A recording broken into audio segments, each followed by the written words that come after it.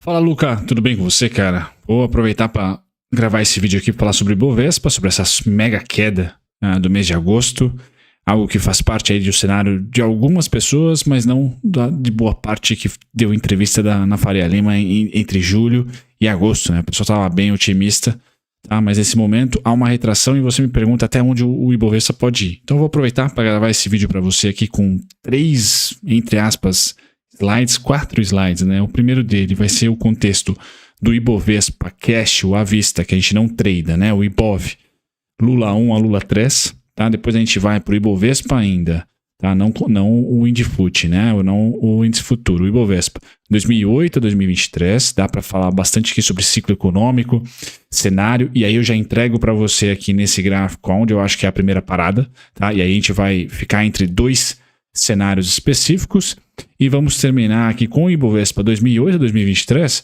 mas aí com as bolinhas que eu pintei aqui para você escolher um cenário, né, específico, tá certo? Eu acho que são dois cenários que nós temos e aí você, como se você for investidor, por exemplo, você tem que escolher mais um ou outro na ótica do investidor, não do trader, para você aumentar os aportes acreditando em um cenário ou não, ou ser cético, diminuir os aportes acreditando em outro cenário. Então eu pintei as bolinhas aqui para tentar explicar para você e ficar menos futurológico possível, mas tem os pontinhos que eu vou dar o zoom aqui. E aí sim, eu termino com o contrato, o índice futuro, tá? Com os meus pontinhos aqui que eu passo o relatório, o guia, etc. Onde eu acho que esse índice pode estacionar aí no curtíssimo prazo / mês de agosto. Do desgosto clássico do Ibovespa. Beleza? Vou passar para o disclaimer aqui só por força maior e vou mandar bala. Vamos falar sobre índice futuro. Então, vou falar sobre Ibovespa, perdão. Primeiro, então, contexto Lula 1, Lula 3, 2000 a 2023. Luca, o principal que a gente tem que ter em mente é que a partir de 2021, seja por ciclo monetário ou no caso de 2011, por ciclo econômico, em 2001, 2000 por ciclo econômico, não importando que tipo de crise nós temos, tá? O mercado responde mais ou menos que da mesma maneira, ele rima. Tá? Então os eventos são caóticos, incertos, a gente nunca sabe qual vai ser a próxima crise e o que vai causar a próxima crise, mas em termos de mercado financeiro, tudo é lucro futuro, lucro projetado. Então ou é uma crise tipo crash 2008, 2020, tá? Ou é uma crise sistêmica, e 2000 também, né, das .com, ou é uma crise mais sistemática de desaceleração econômica, como foi, por exemplo, em 2011. Tá? A crise sistêmica e forte foi em 2008, perdão, e a crise mais devagar, desaceleração, etc., foi em 2011. Como que o mercado responde a todos esses tipos de percalços econômicos, vamos assim dizer? Tá? Muitas vezes pula para o social e até recentemente para o sanitário, né? Mas sempre na ótica da economia. Então, como que o mercado responde? O mercado responde, o Ibovespa, com uma linha de tendência em baixa. Tá? Então, quero que você tenha atenção aqui na linha de tendência de baixa, 2010 a 2016, linha de tendência de baixa, 1900 e bolinha, 2000 aqui acho até 2004, tá? 2004 exatamente, e linha de tendência de baixa atual. Beleza, então nós estamos em um momento de não expansão de preço de minério, de preço de petróleo, por exemplo. Não, as commodities sempre respondem para cima quando temos crescimento econômico. Tá? Aconteceu isso de 2000 a 2021. 2021 o minério parou, 2022 o petróleo parou. Tá? Mas nós já tínhamos o mundo já começando a apertar um pouquinho as condições financeiras se comparado a 2020 para salvar da pandemia e principalmente a 2021. Tá? A inflação acabou sendo o principal pepino do mundo. Então para essa crise, mas eu quero colocar esse gráfico de Lula 1 a Lula 3 para expor para você que as duas últimas grandes crises nós respondemos, ou seja, como que os investidores, os agentes de mercado respondem, rima. Tá? O evento que causou a rima é que é caótico pra caramba, a gente nunca vai saber qual que vai ser o próximo pepino que a gente vai enfrentar. Tá? Então, para esse gráfico aqui, eu só quero ilustrar para você, tá, que Lula 1 a Lula 3, o mercado respondeu de maneira que rimou. Tá? Tem rima, não é igual. Né? Perceba que no início da década dos anos 2000, por exemplo, foi uma crise muito mais aguda. Tá? Nós tivemos aqui duas grandes linhas paralelas aqui e horizontais em preto, ó, representando níveis mais baixos do Ibovespa. Então nós caímos muito bem. Tá? Nós caímos realmente em número de pontos, porém a crise foi mais curta. Tá? Foi de 2000 a 2003, 2004 ali, nós já saímos dessa crise. Enquanto que de 2010 até 2000, aqui eu coloco 16 como fundo, mas nós fomos romper aqui em 2017 praticamente. Foram 7 anos, aqui foram 4 anos. tá? E na atual nós temos 2021 julho, tá? Estamos em agosto de 2023, 2 anos de lateralização. Beleza? Para expandir, eu não vou falar sobre os motivos pelos quais você poderia construir uma tese de expansão de preço. Você poderia falar que o mundo volta a crescer, que a China reabriu e que temos ali commodities, mundo multiglobalizado, então o Brasil vai se beneficiar bastante, etc. O Brasil tem energia barata e abundante, o mundo não tem, vamos se transformar no exportador, vamos expandir preços. Corte de juros, vamos expandir preços. Bolsa é juros também. Tá? Bolsa é juros também. Porém, a nossa bolsa aqui, ela é menos juros do que o S&P, por exemplo. Que ela depende mais de preço de termos de troca. Então, para uma Vale, para uma Petrobras, o CDI não é tão sensível. Ela não é tão sensível ao CDI. Tá? Enquanto que o S&P, sim, hoje nós temos as principais empresas lá de tecnologia, então elas são bem sensíveis, embora, como elas são monopólios ali, né, não declarados, elas têm muito caixa. Então, a própria subida do Fed lá não fez muito verão no S&P. O S&P está em máximas históricas. Mas esse é um papo aqui fora do Ibovespa. Fora do que você está pesquisando. Eu só quero entregar para vocês por que tem essas bolinhas, por que tem esses desenhos. Ou é ciclo monetário ou é ciclo econômico. Tá? E na ótica somente então de economia. E o mercado responde, nas últimas grandes crises, respondeu de maneira mais ou menos orquestrada ali, rimou, parecido. Bacana, vamos pular agora mais para o curto prazo. Então 2010, 11 para cá, 2008, perdão, para cá. Qual que são os 2 cenários que nós temos que apostar, tá certo? A última crise foi 6 anos, você tem que apostar que essa crise atual vai ser menor ou vai ser mais ou menos parecida, entre 5, 4 a 6 anos, tá? Nós estamos no segundo ano, tá? Então, a primeira tese, né, o primeiro viés que você tem para o Ibovespa é tempo. Pô, você vai achar que vamos rimar no tempo ali, no comportamento, entre 4 a 6 anos? Por enquanto estamos performando 2 anos de crise somente, e não 6 anos praticamente como tivemos de 2010 até 2016. Mas o que eu quero trazer aqui de o que rima, tá? É a base indicando desconto, linha horizontal preta, a base indicando desconto, linha horizontal preta, e a linha de tendência de baixa.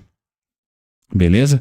Linha de tendência de baixa. Bacana, agora acho que a gente vai para os 2 cenários mais visuais aqui. Então, eu, Bruno Mazzoni, e você temos que escolher em agosto, tá? Porque estamos testando a linha de tendência de baixa, a pontilhada.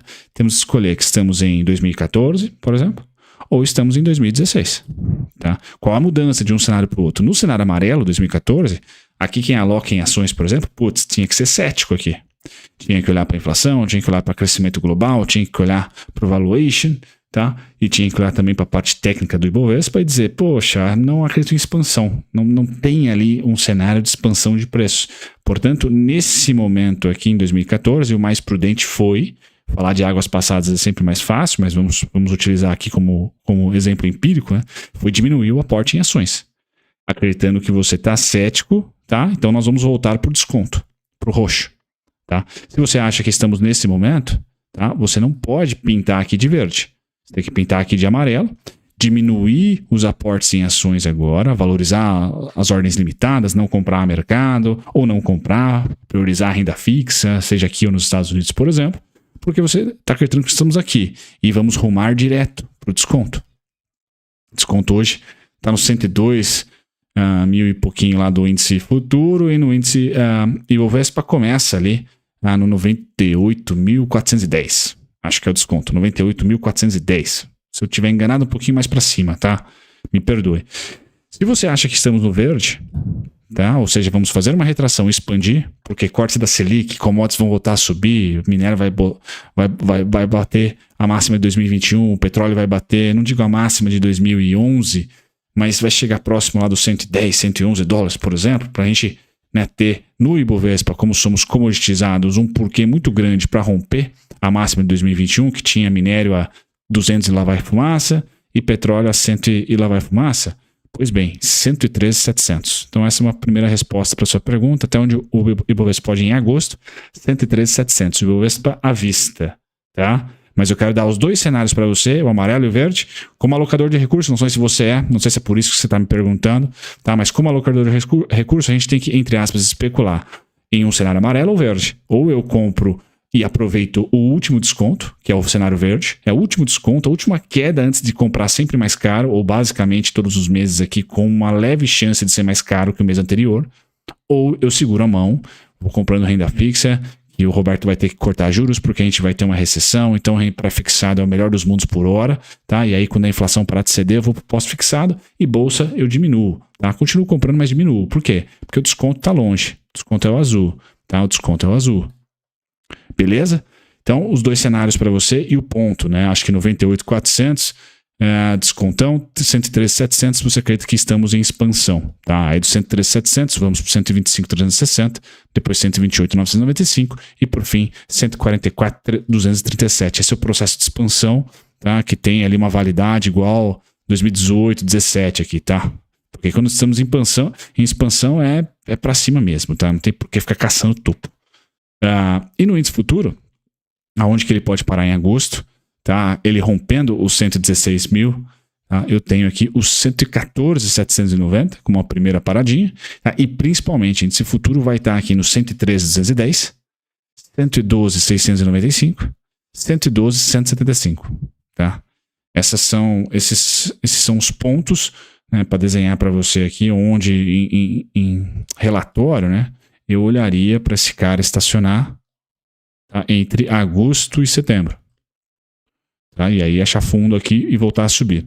Subir até quanto? Até o 117.915, 119.800. E se você quer expansão, vamos embora. Tá? 125.575, 128, 129 e arriba. Beleza? Então, acho que eu entreguei para você aí um pouquinho de contexto, mais do que os pontos técnicos, talvez ajude você. O mais divertido é você realmente apostar em uma tese e operacionalizar isso. Então, se você está mais otimista, você está no 113 lá do Ibov à vista, mas principalmente está fazendo o quê? Você está comprando bolsa igual ou mais do que renda fixa, por exemplo, mês a mês. Tá? Porque você acha que é o último mês de desconto. Você está igual ou mais renda fixa, que é operacional. É você não só ficar nas ideias, mas também pôr para funcionar o seu plano. Agora, se você está cético, o azul desconta distante. Tá? Eu, pessoalmente, não comprei nada em junho, não comprei nada em julho, tá? Na expectativa dessa queda. Mas é uma queda mediana. Tá? O que eu fiz, então? Eu só cadastrei ordens limitadas. Tá? Eu não comprei a mercado nem em junho, nem em julho. Mas eu tenho várias ordens limitadas a preços entre maio e março. Tá? Em maio e março a gente vai estar mais ou menos aqui. Se fosse o Ibovespa, mais ou menos entre esses dois azuis aqui, ó. Onde estão minhas ordens. Então eu estou muito próximo de me consagrar, vamos dizer assim, de deixar de ter comprado aqui em cima, acreditando que vai ter um recuo técnico, tá? Então eu prefiro, dentro das condições macroeconômicas, não do Brasil, mas do mundo, do Brasil está mais fácil de se olhar, eu prefiro ter cautela porque muito do nosso fluxo é gringo. Então, assim, o que a Faria Lima acha é 20% importante, os 80% vendo que o Tio Sam está produzindo aí para renda variável, principalmente para os botões aí de mercado emergente. Beleza? Então, espero ter atendido aí o que você falou. Falei que ia ser um vídeo curto, quase 14 minutos aí. Abração.